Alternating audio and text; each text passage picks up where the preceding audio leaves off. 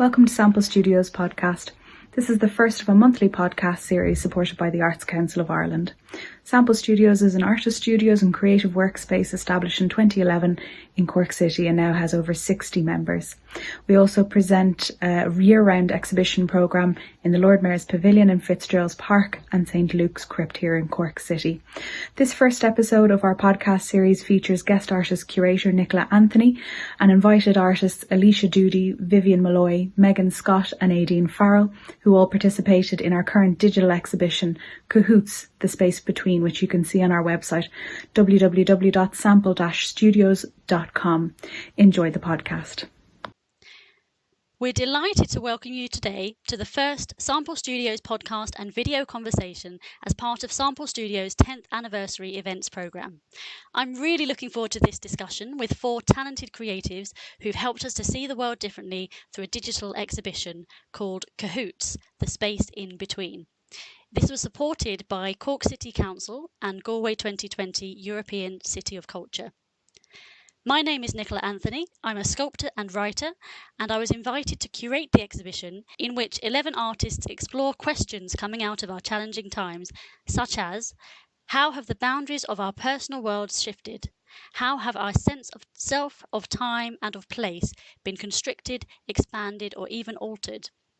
I have invited four of the artists to give us a deeper insight into their artworks, and I'm so intrigued to hear their different approaches as they work across very different mediums, from hologram to embroidery. So, without further ado, let's meet the artist. Here's Vivienne Molloy. Hi, my name is Vivienne Molloy. I am a textile artist based in Dublin. My work is mainly inspired by nature, whilst also exploring political and environmental issues that impact contemporary culture. My work is executed through traditional sewing techniques such as beading, embroidery, smocking, and occasionally dressmaking. Wonderful. And here's Scott. My name is Scott, and I'm an artist based in Dublin. My practice tends to be somewhat participatory or interactive, and it often involves some digital or electronic elements. We also have Aideen Farrell. Hi, my name is Aideen Farrell. I'm a sculptor and installation artist, also based in Dublin, A4 Sounds member.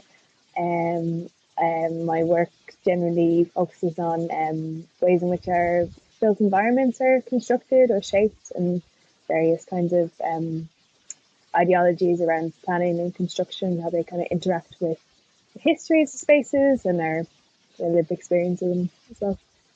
Yep. Thank you. And finally, we have Alisha Doody. Hey everyone, my name is Alisha Doody. I'm an artist and educator. I'm based across the northwest of Ireland, also a member of A4 Sounds Studios in Dublin. I work with digital mediums, photography, film, sound, and most recently I've been experimenting with holograms. And I'm particularly interested in exploring histories, mentorship, and how they influence our identity as individuals, but also within communities as well. I'm currently exploring my own kind of rural landscape in my work. Very intriguing. Well, what a pleasure to have you all here today. Now, Sample Studios are in Cork and have been working with Engage Art Studios in Galway and A4 Sounds in Dublin on a studio exchange programme of events and exhibitions for a number of years. In 2020, they mounted this collaborative exhibition and workshop series. The exhibition came out of the three studios inviting their members to respond to the themes of language and landscapes. I think the idea of language would be a great leaping off point to start our discussion.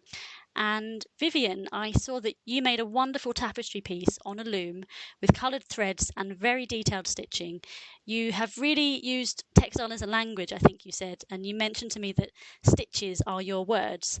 So how did this personal language come about? So basically during lockdown, I was feeling quite anxious. Like I can say for a lot of us, we were feeling very anxious. And I decided to just set myself a project by starting to sew and embroider and weave to kind of get rid of these anxious thoughts, or just kind of document them in a different way, or work through an issue. So the first tapestry I did was a large piece of calico, and I have studied embroidery in college, so I knew a lot about it. The embroidery I used kind of reflected the thoughts and feelings I had at the time. So if I was feeling anxious or maybe even frustrated, the cross stitch would kind of highlight that moment, and then different colors would kind of symbolize different feelings. So for example, if I use orange threads, it could be a moment of feeling anxious. But for the second tapestry I did, the woven tapestry, I had never woven before. This was my first time, so it was kind of very different. Especially at the bottom of the weaving, it's a very organized piece. But then the more I kind of learned different stitches and was able to actually express my thoughts and feelings and anxiety into the piece, I think it comes through a lot better. It's really interesting how there's a kind of progression through your work, and you can see the bottom is where you started, isn't it? And then it sort of changes as it goes up. And how did you find that? Was it like a process or a performance for you, or more capturing that moment? I suppose it's a bit of all three, actually. So the performance part was probably trying to maybe even make a loom. I've never made a loom before, let alone like held a drill. So that was definitely part of the experience and performance. But even learning the stitches, I didn't know anything. So an analogy I could use is if you're a pianist, like, and you're asked to come up with a new tune, like you can improvise straight away. But if you didn't know how to play the piano, you wouldn't know, and it wouldn't come out the way you wanted to. So that's how I found the beginning of the woven tapestry, that I was only learning the stitches, and I think you can kind of see that gradual progression. Well, I hope everybody can see it, that it starts off being organized and very confined, and then it kind of goes absolutely crazy, and that's all my thoughts on the tapestry. Yeah, I think it's really touching and quite moving that you've put all of that into the work. You've got your emotions in there, and it's quite hard to express anyway, these sorts of things, especially at the current moment. So it's wonderful that you've actually found a way to express that through art, and I think we can sense that, even though it's kind of encoded in a way. So I was interested in this idea of the anxiety. There's also perhaps an anxiety in not knowing what you're doing or where you're going, and the lack of control. So was there an idea of more or less control in this piece? And I know you made some other pieces in the run up to the exhibition. So I suppose less control. So this was a kind of a diverse way to the way I normally work. Usually I do quite a lot of research, sampling into what the finished piece is going to look like, and kind of for a guide. But for this piece, it was actually a lovely way to take up a new way of working. Obviously I was dealing with the issue of anxiety, but I was doing it in such a personal way. I suppose my end goal was that I wasn't creating something for people to be like, oh, that's a beautiful tapestry. I wanted to create something that didn't matter about like what it would look like in the end. And I think there's almost something beautiful in that regard, maybe. I think really the idea that we, the viewers, could trace the building kind of confidence and complexity of your work, of that creative process, is quite unique, and it's almost sort of frozen that journey in time. which is really, you definitely get that sense through the work. And it brings me on actually to think about the work of Megan Scott. And Megan has created a different kind of journey or progression through participatory sound art, in which the listeners are asked to take a walk of their choosing while following a guided neuronal pathway. So Megan, how did you create this piece? It seems both jarring and poetic at the same time. I've heard it. Well, I've had somebody describe it as a sort of absurd Google map, kind of insane Google map. So yeah, it's basically a abstract audio guide, and it's made up of various recordings that I made as I went along a route that I usually take, and some of which have been like digitally altered, as well as collaged and edited sound audio of some different like natural phenomenon, such as neuronal noise, which we can't actually hear, but it's basically what it would sound like if we could hear it. And a few other different things in there. Kind of what is neuronal abstract noise? Painting. Like the electronic noise that our neurons make as they're communicating with each other. There's some interesting stuff online that you can hear, kind of what it would sound like. That's really fascinating. And how do you hope that people will experience it? Will it be very personal to them, or have you guided them very specifically through? No, I hope that it's kind of going to be different for everybody. I feel like that's what tends to engage people the most, if they can get like a personal, something like specific happen, or to a choose your own adventure type of thing. I love that. Choose your own adventure. Yeah. And where did that idea come from? I think I always used to love those books when I was young. But it also came from like looking into a thing called hypertext storytelling, which is basically a choose your own adventure book, but for the digital age. And they're quite interesting. They're basically like a browser window that you can follow a story, but you follow it differently and can take different paths. Because a lot of your work is to do with that digital and the sense of encoding and decoding. Did that come into this piece at all?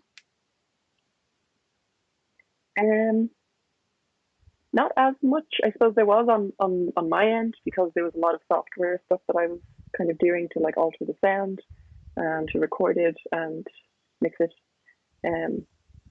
But yeah, I suppose at the end it's just an audio piece, so it's not too electronic. But so you still need to use your phone. Yeah. So and you sampled the sound from different places. Were those places random, or did it take you a long time to find that material?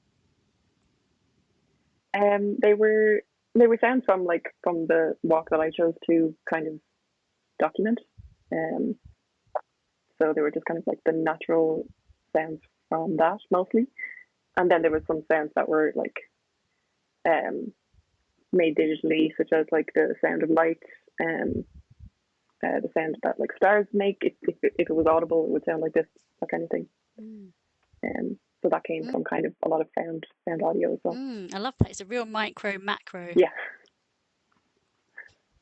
Yeah. The transporting us into space through just a walk down the road is really quite fascinating, and you don't know that's going to happen at the beginning of the walk, that there's all these different sounds and things coming in. When I listened, I felt quite sort of a bit disembodied, or a bit it was jarring because of what you were saying about trying to make it quite abstract, I guess. And does that come into your research and your ideas as well? Yeah, I think it's meant to be a little bit like disconnected. It's sort of about not fully being able to grasp what's going on in another person's head a little bit, because it's sort of when I was on the walk, I documented as well like things I was thinking about, and then brought like those notes back into the studio and tried to create um, kind of try to abstract them into what they would be if they were like audible, if that makes any sense. Yeah, I don't know. Yeah. So you've translated into the medium of sound, really, the things that you've seen and experienced. Yeah, in a very kind of non-literal way, obviously, but yeah. Wonderful. Well, I think it's it's definitely an experience. So I encourage any listeners to go away and find Megan's piece later on to have a listen to. And especially in these days when we can't take that many different journeys or go to that many different places, it's wonderful to be actually transported by art. So fantastic. I would like to, on that note, actually ask Aideen about her sculptures. So your pieces, Aideen, are made of bricks, bisque-fired clay, wire, concrete, plaster and pigment, and they're a kind of series of pieces, aren't they, which work together as an installation. And I find that there is a real sense of journey, even though yours is a static piece, there's a sense of journey through that as well. And how did they come about? So they began, so they sort of changed from a little bit from the way I might normally work in non-COVID times. So I kind of responding to like working at home, I began making small models and again responding to like the immediate environment. So I made these like series of models that were a reaction to where I was living at the time, which was Ashtown, so it was along the canal. It's an area that was like under constant construction, and I was interested in how those that construction was linked to the canal. I was interested in the canal as kind of a history of like a very disastrous construction, and then being made very quickly defunct by the introduction of the rail. So I suppose I had an image in my head of these ideas we have around construction and how the space they were in might also talk about like collapse or decay. So I was they began with basically the image of the construction work that was happening along the canal collapsing into it. And yeah, so I took photos and did drawings and it was something to keep me occupied at that time, but also I think they're smaller scales, so also looking a lot at the kind of ways we might represent space when planning and things are involved. So like an architect's model, but an architect's model of like decay and collapse or something. Yeah, it's quite interesting how I can see sort of things coming out or things embedded within your pieces. And is there a sense of things which are captured inside or emerging from them? Yeah. So I really like the idea of extensions from the form, places where they might go, they're very much playing with the idea of a really fixed, finished model that might be projected onto space, but also the way I make, which is very processy and very thinking about things in construction or coming apart or non-static. So the ways in which wire might extend out of it, or bits of brick, or things might be uncovered as you dig back. So playing with all those kinds of things, very material kind of process. Yeah, it's very, very physical. Like you can, even though we're only able to see it digitally at the moment, I get that physical sense from it as well. And there seems to be quite a lot of duality, sort of the two sides to the story, or the different layered meanings in your work.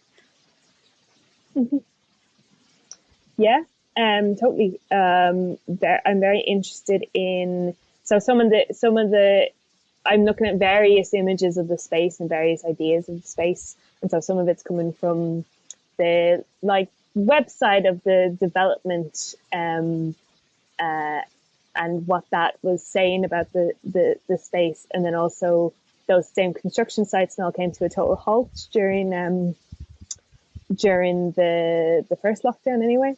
And like the netting that was covering it started to come down and all these things. So yeah, dualities in terms of the contradicting visions of the space, but also in terms of ideas of like moving forward versus maybe realities or histories of collapse or precarity or decay.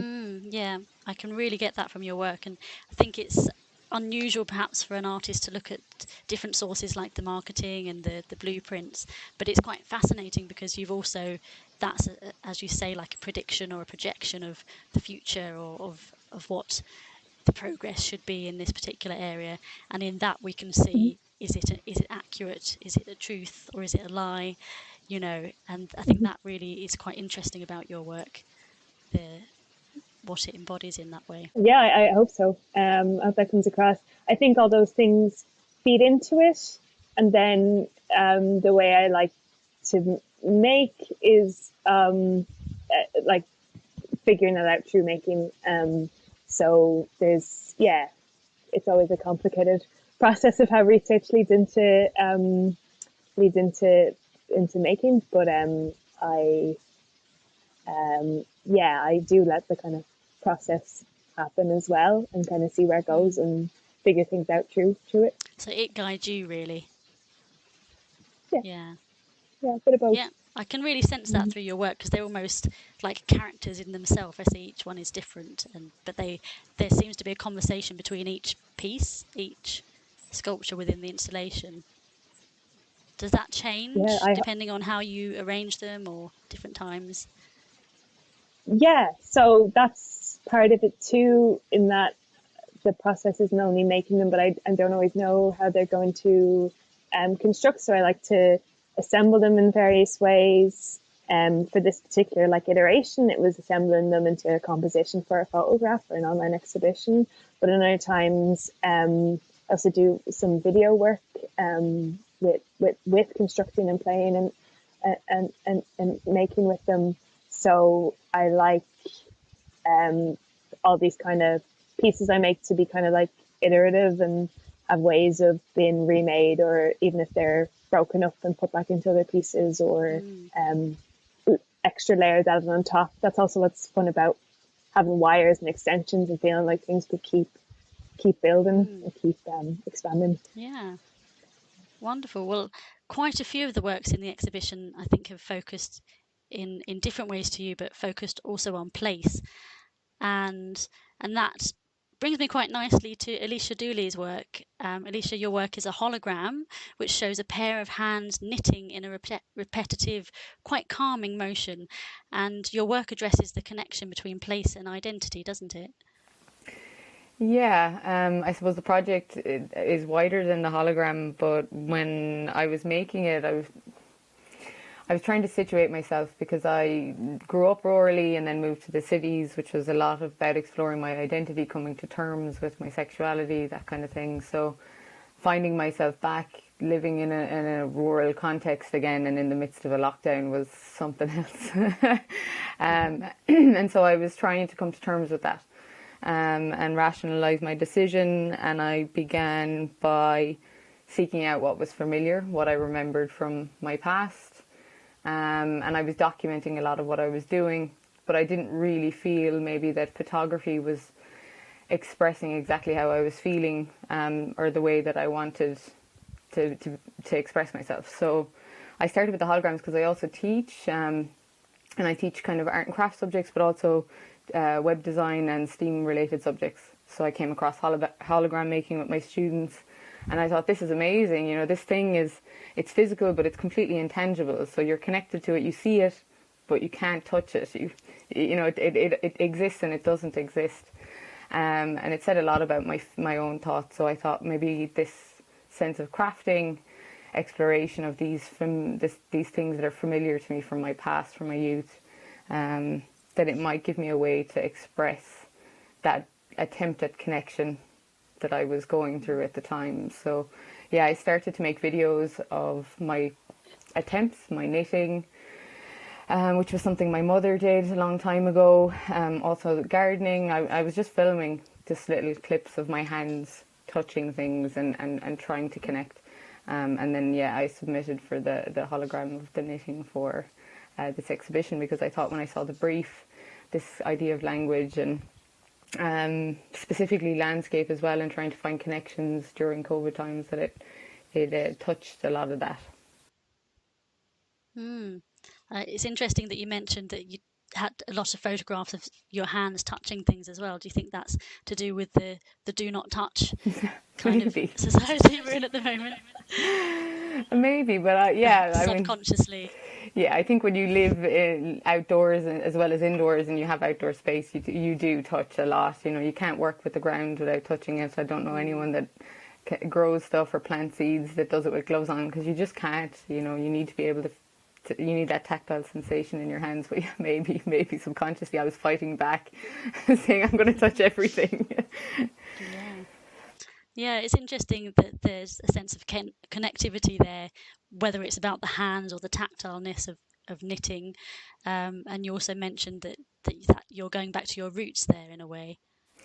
Yeah, I mean, I mentioned that I work with teams of history and identity and the connection between the two of them. And, you know, I identify within the LGBT community, and what we see a lot with anyone that grows up rurally is that they move to urban centres in search of that community, because that's where they find it usually. And through my work, I started to meet a lot of people that returned to those rural kind of bases, just because they had a lot more autonomy once they found their community and once they were comfortable and had come to terms. And so I guess I'm following in their footsteps as well. And I did it. And then I went, oh, what am I doing? What have I done, you know? And how do I connect with something that I actually ran away from a long time ago? And I suppose the way that I was doing that was by revisiting old, I guess you could say old traumas, but I wouldn't make it seem as dramatic as that, but revisiting stuff that was familiar, like I said, the knitting, the growing, I keep chickens and that kind of stuff. So it was about making another connection, a new connection, or reconnecting with something I ran away from a long time ago. Yeah, it's interesting. So there's a real sense of journey or sort of future trajectory in there for you as well. Yeah, probably. Yeah, I mean, I always... Or is it more the past? I always had one foot in Dublin. So I'm a member of A4 Sounds, and I was always in Dublin. I was in Dublin a few times a week. So even though I had made a move to this really rural location, I hadn't quite let go of this urbanised centre where my community, I feel, was still there. And so lockdown hit, and I was very much living in this rural place that I hadn't maybe necessarily let myself be ready for. So I was testing the waters for a long time, and then I was confronted with it head on. I didn't really have much choice when lockdown kicked in. So a lot of it was coming to terms with that, I think. So yeah, maybe about the future too.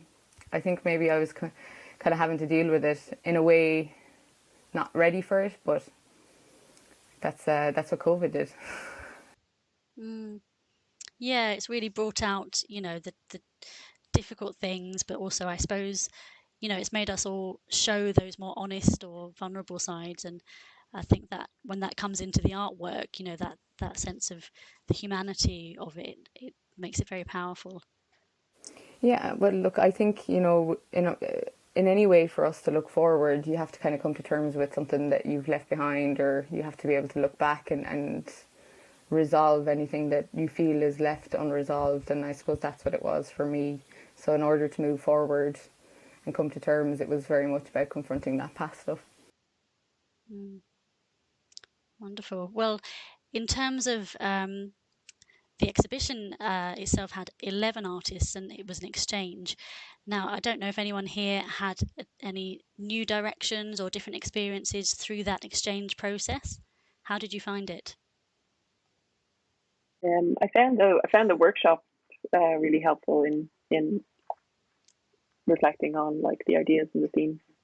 Because it's a very different time, isn't it? When we're if we have to collaborate, we're doing it remotely and digitally. Did anyone find that was more useful or less useful, or brought out a different side of your working practice? Just so needed at the moment, isn't it? Like that was a really nice experience. to meet with other people, to do like a series of workshops and a few other things, like we're doing a Make, Show and Grow, like weekly crits, chatting to the people about what they're up to and what they're doing. So it was really interesting just seeing people's very different practice and where they were taking the same theme for this exhibition, and to kind of see that a little bit in process, because we've worked together a little bit before in the workshops. It's great. Cool. I really miss being in the studio and having an opportunity to show bits of work to people and get some feedback. So I think having a digital space to do that in was really necessary, and super grateful for it. And I suppose in some ways a blessing to be able to do it across the studios, even in a virtual space. But I definitely think it's invaluable to explore your art with other artists. And even in this group, like I remember when I saw Vivienne's work for the first time, I hadn't encountered any work like it before. So I suppose that in itself can lend itself to our, exploring my own work in a wider way. I was working with knitting, and then I'm kind of going, oh my God, there's so much stuff you can do with fabric. Look at this. And you taught yourself how to weave and everything, it was incredible. So, I've really enjoyed the studio exchange program in that way, I guess. And I think it's been quite a difficult time for lots of artists in terms of when you present your work or exhibit your work. It's quite a valuable part of, an important part of the process, to have the audience there, or to get those responses, whether that's from other artists or simply putting it in a site or in a place which might change the context of the work or how you feel about it. So how has that been for all of you in terms of this project?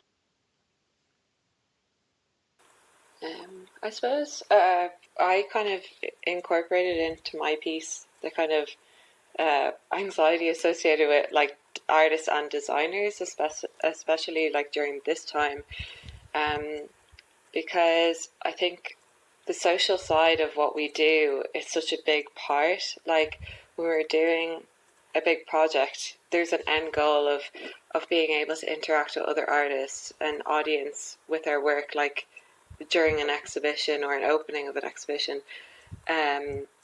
So I suppose that side of it you definitely would miss. I know myself, like, I would love to do an opening. I'd love to be able to hear what people thought of all of our works. But doing this exchange has been so good. And like you said previously, the kind of make show grow Zoom weekly crits we were doing, that's really helped to kind of learn about new artists and different works that you never thought were kind of possible. You probably also got more of a chance to meet in some ways. Like, if it was just physical meetings, you wouldn't have been able to do as many or meet with as many, maybe. So there's some upsides. It's so interesting how everything's kind of changed. And I mean, I see that coming into your artworks a lot as well, that idea of things in transition, or Aideen, yours is sort of shifting or decaying. How do you think that's become an element in this particular exhibition or your wider practice? Yeah, I guess, it kind of links to the previous question, because a lot of what Vivienne's saying as well, in terms of, I felt like starting those series and models was it was nice when I started it, because I just did it to do it and not to have an end product, and kind of just have like something to do, because like actually art does have that, really just being in a process like is actually kind of therapeutic and good. And yeah, to respond to some of the like weird eerie feelings around, and like, again, just the way the construction had stopped and everything had come to a halt and everything felt very so. And then, but because it started without that pressure to have an end point, it was then able to like grow and work into the themes and into, you know, that back and forth conversation about what other people were doing, which is really great. I don't know if that answered what was the question. Was around uncertainty and stuff. Yeah, I think I've always responded to that, like Dublin, Dublin's a hard place to live sometimes, and I make work around space and our built environments and the lack of control we can have over those. So yeah, it's always doubt and uncertainty and precarity is always a big theme. Yeah. And that lack of control has also come into a lot of the artworks, and almost as well relinquishing control as the artist. Like, well, both Megan and Vivienne, I think your works, you've kind of, in different ways. So Megan, you've sort of given a bit of control to the audience members in terms of how they take your work. How does that feel as the creator of that piece? Yeah, I mean, that's kind of present in a lot of the stuff I do, because like in the past I've done kind of intervention work, or stuff that's quite participatory, so I'm sort of used to that, and I prefer that. I wanted to kind of be different for the person, and give that kind of agency over. I think because that's the kind of work that's engaged me the most in the past, so I quite like that as an element of it. I like just to, there's so much passive media everywhere all the time that I kind of try to stay away from that. Yeah, and Vivienne, your work as well, you've relinquished control a bit in terms of you said, right, I'm going to learn a new thing. And how did that feel for you as an artist? I've actually always wanted to weave. I suppose I never had the opportunity up until this lockdown. So I suppose I'm grateful for that. But it was nice to kind of give myself a new craft to work towards, and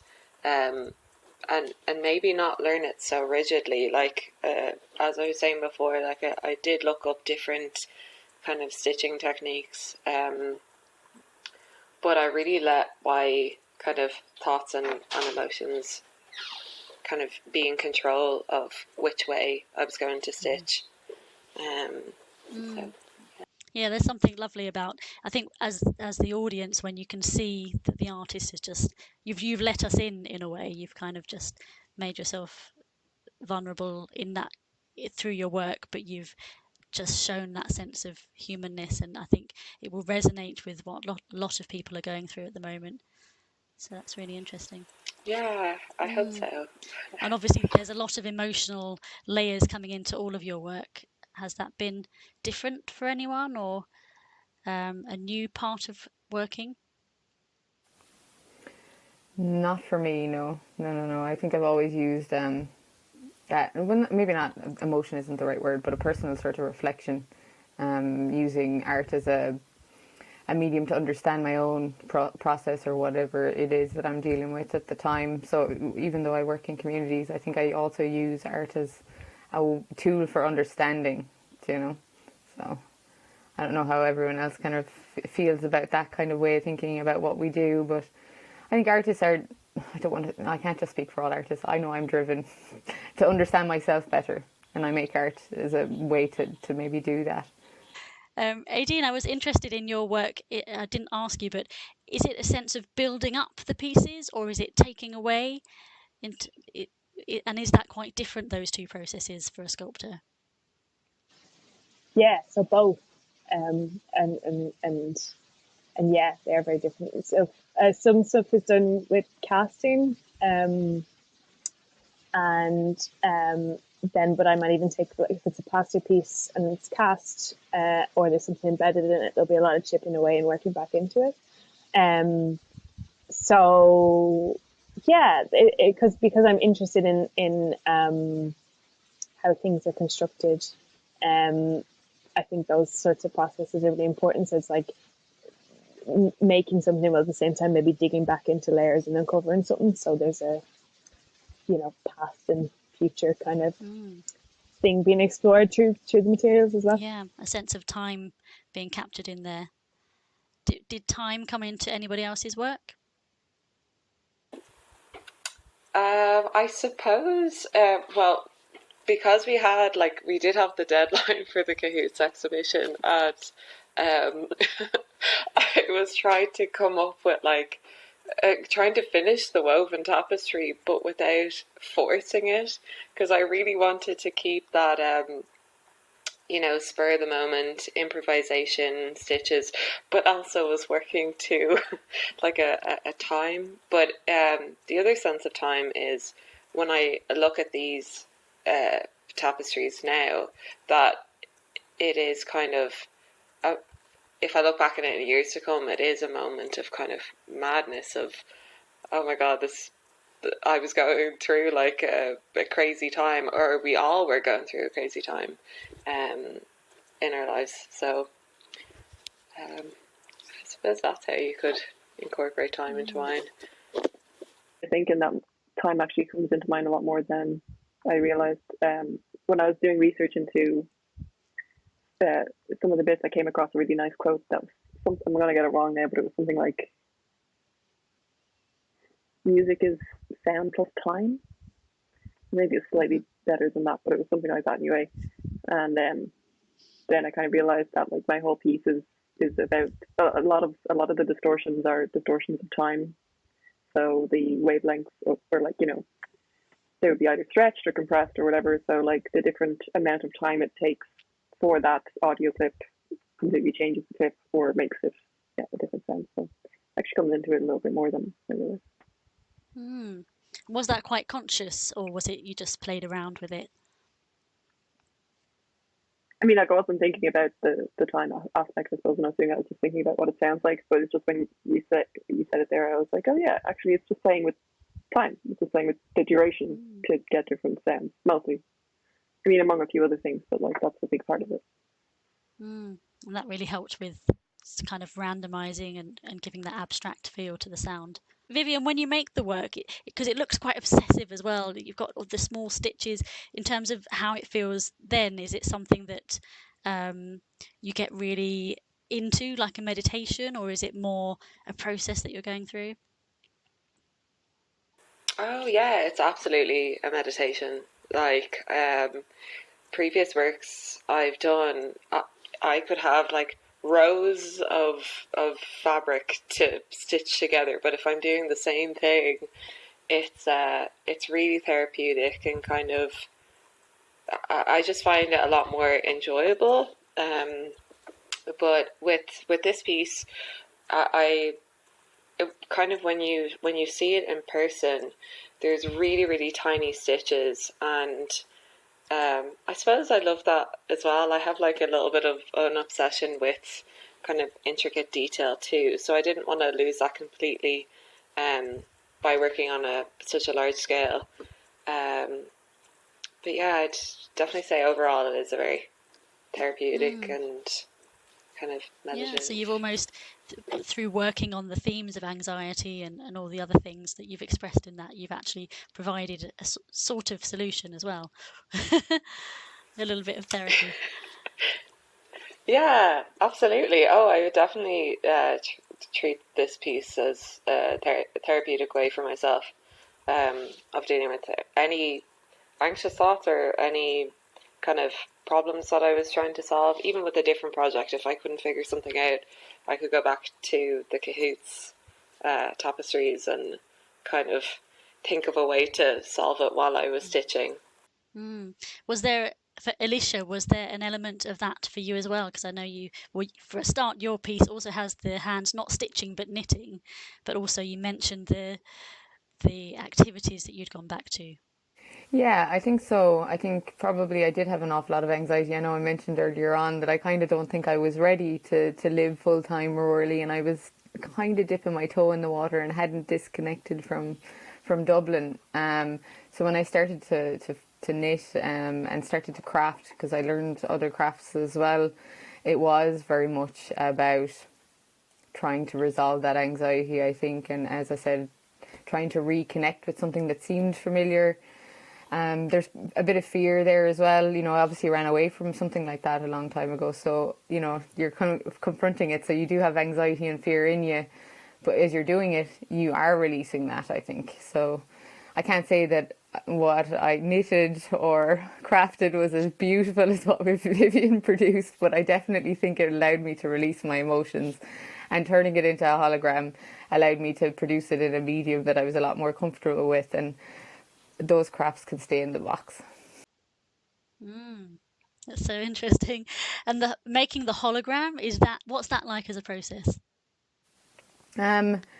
It's I was going to say painful. It's not really that painful. The videos themselves are quite straightforward. The hologram it's a technique. You just it's multiplying videos and playing them through glass pyramids and things like that. So it was a lot of fun, actually. Finicky and detailed, and trying to make things the right size because it's a lot of maths and stuff like that. So fussy, but yeah, a lot of fun too. I probably relaxed more when I was knitting than I was making the hologram. Yeah. Well, it's interesting that I think you mentioned earlier the intangibleness of the hologram. So although it's very much using technology and digital, it's got something otherworldly about it as well.